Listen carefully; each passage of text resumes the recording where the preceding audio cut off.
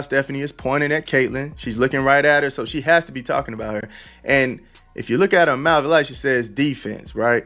And Caitlin Clark, she looked like she's saying, I'm putting my hand up, and they're still calling the foul. That's what it looked like. Stephanie White didn't like that. She pointed at Raven and said, hey, man, you get in here. Dang. All right. And you can see Caitlin shaking her head like, nah, this is crazy. Something happened on that sideline on May 30th in Maya Mama Maya, and the moment it hit the internet, the entire WNBA world stopped what it was doing and stared.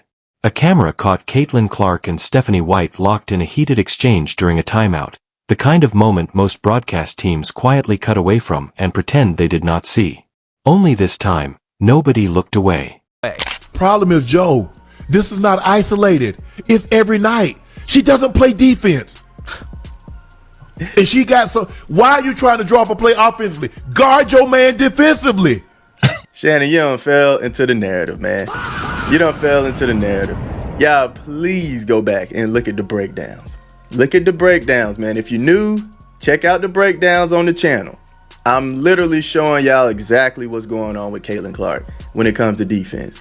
Is she the best defender? No, I don't think that. I don't think she's the best defender in the world. I don't think any of that. But she's not a slouch. Because the narrative machine picked it up immediately.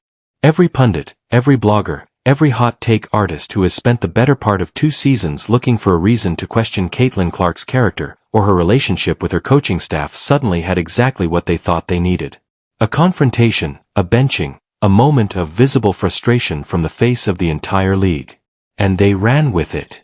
Rate Saint Rate Rain rap fast, loudly, and with very little interest in what actually happened. But here is the thing about narratives. They have a way of collapsing when the actual audio gets out. Well, 2 people being competitive, 2 people that really want to win, and I think a lot of those things happen all the time, and I know there's a camera on me, and that's how it's going to be, but there's a lot of people out there in the media or on TV that they think they know a lot of things, and they're just blatantly wrong about a lot of things, and I ride for Steph. I ride for these girls. Steph has my back more than anybody, so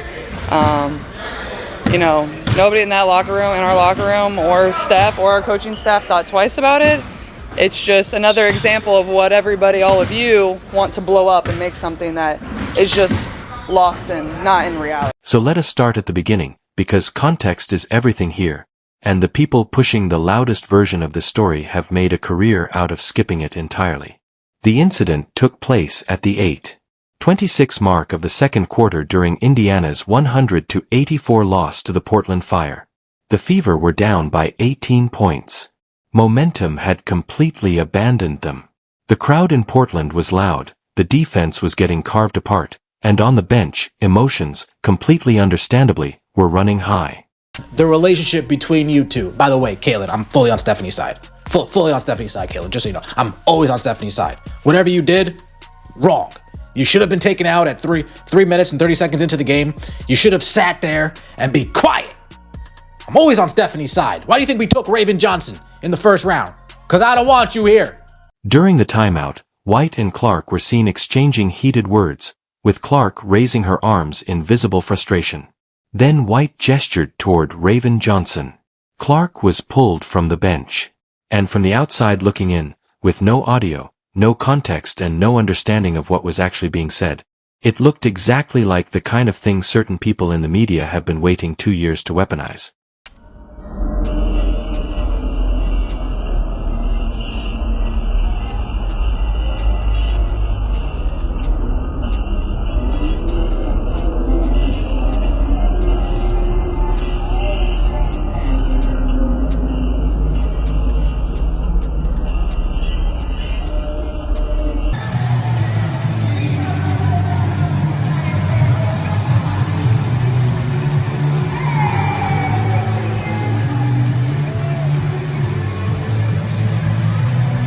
Now watch that again, this time without the noise of the panic around it.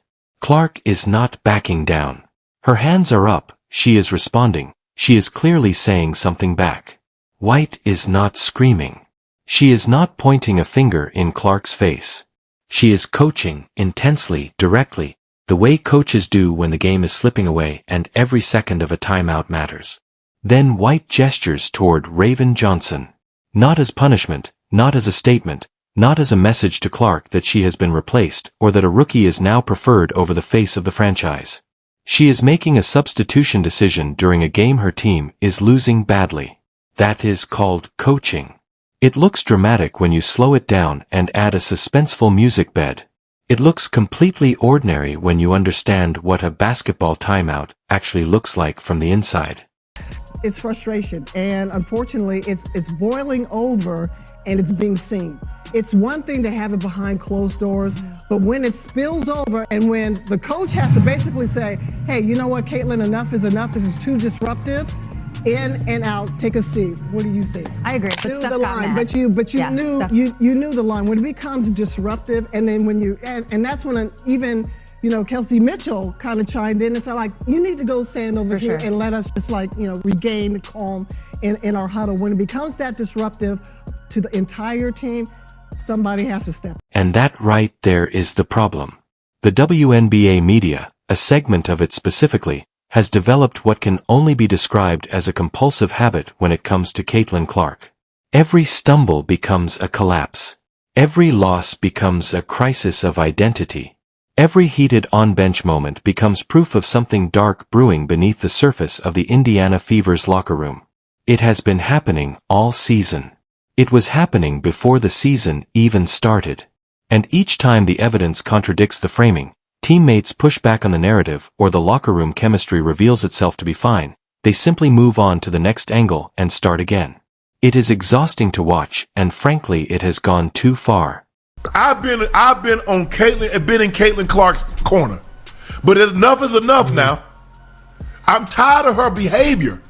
I'm tired of the shoving. I'm tired of the elitist. I'm tired of the entitlement. Enough is enough. Play basketball.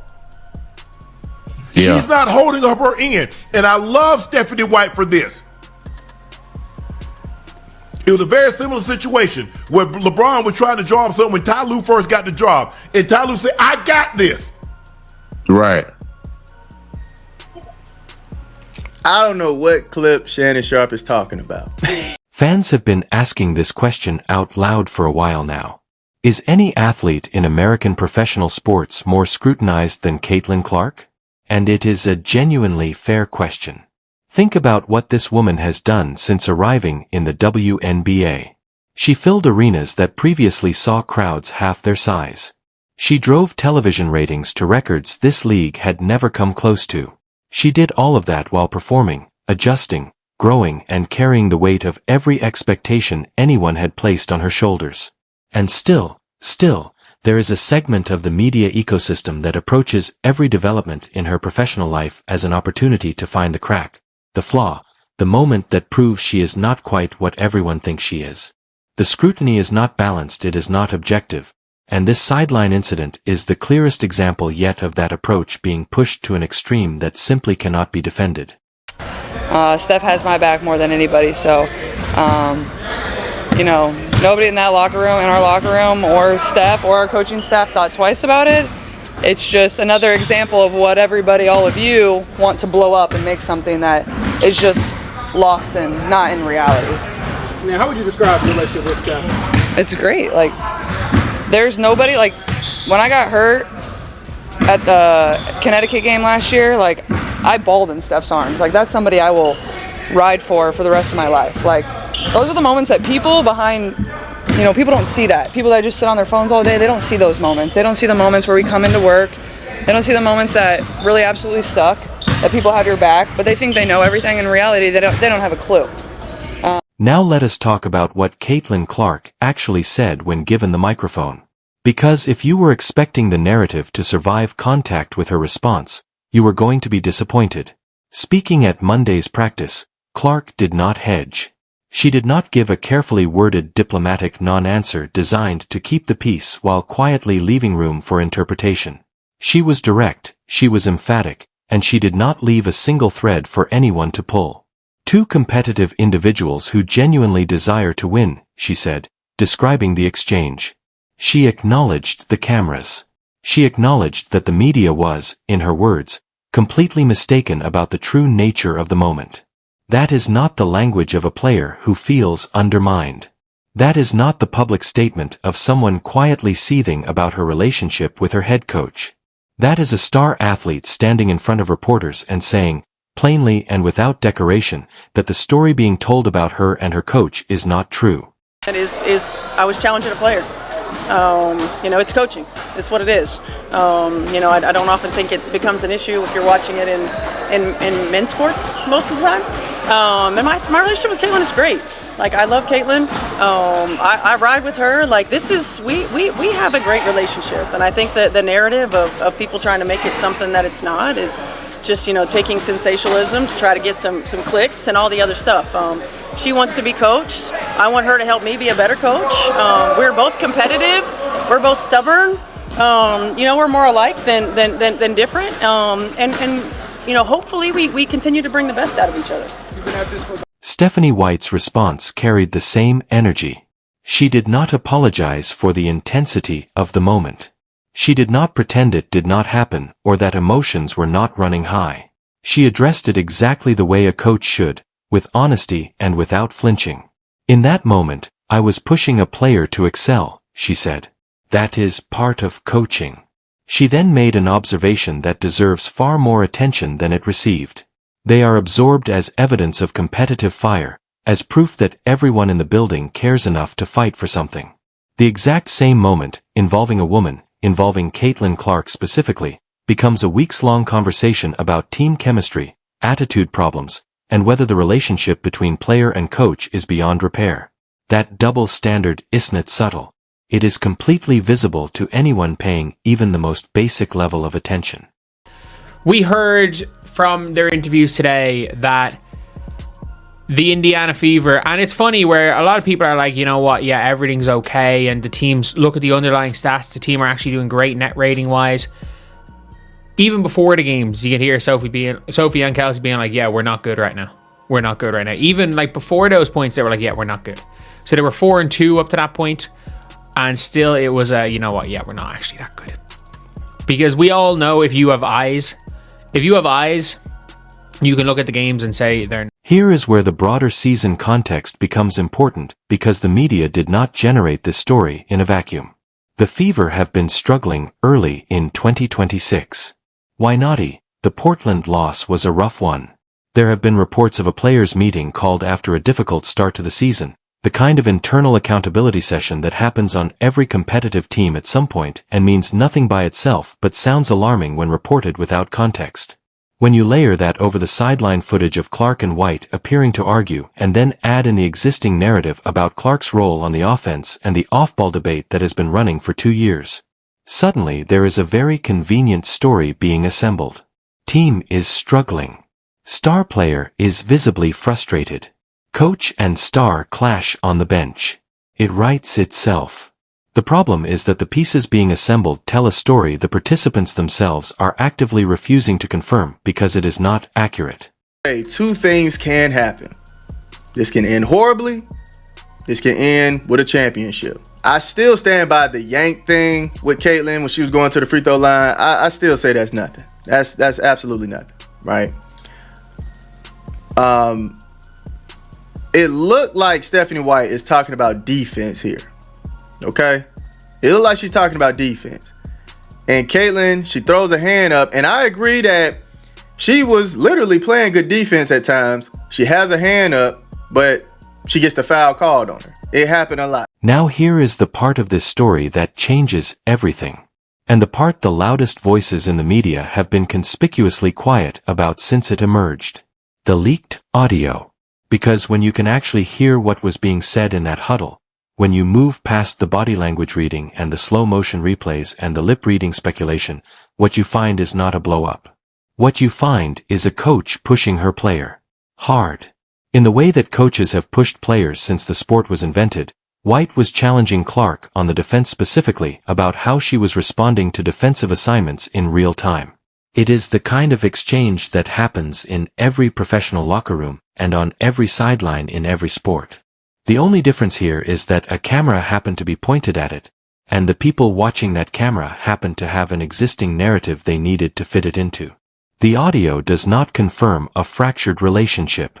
It does not reveal a coach who resents her star player or a star player who has lost faith in her coach.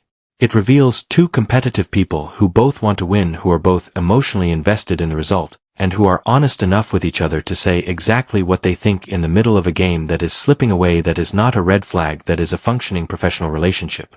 Loving, like she's a goofy person. I think a lot of people don't really know her outside of basketball. Outside of basketball, she's funny. Like she has so much personality. I think that's what people need to know about her. Like her personality goes a long way, and she's a great person. And I think that goes, like, she helps me through every little thing. Like I could ask a question and she has an answer for it. So I think that's, like, just playing with somebody like her, it means a lot to me. But she also has that sense of humor where she makes me laugh too, and I'm like, Kaylin, where did that come from?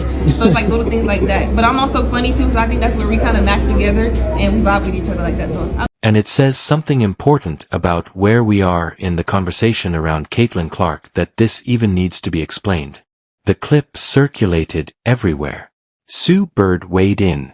Cheryl Miller weighed in. Every platform that has ever needed a reason to run a Caitlin Clark story ran a Caitlin Clark story. And almost none of them waited for the context that was already available before they started forming conclusions and building arguments on top of them. White put it simply, people will always have opinions about Caitlin. That's just part of our reality. And she is right. That is the reality. The scrutiny is not going away. The media incentive to frame every development around Clark as something dramatic and significant is not going away. The audience that clicks on Caitlin Clark, benched in furious sideline row with coach, is always going to be larger than the audience that clicks on Caitlin Clark and Stephanie White explain competitive exchange. Relationship is fine. That is just the economy of attention in 2026, but the audience also deserves the truth. And the truth here is straightforward. The leaked audio confirmed it. The players confirmed it. Clark confirmed it. White confirmed it. The only people still insisting this is something bigger than it is are the ones who need it to be. And at some point, the rest of us have to stop rewarding that approach with our attention. Caitlin Clark is going to be fine. The Fever have work to do this season. And that sideline moment? It was not a crisis. It was just basketball.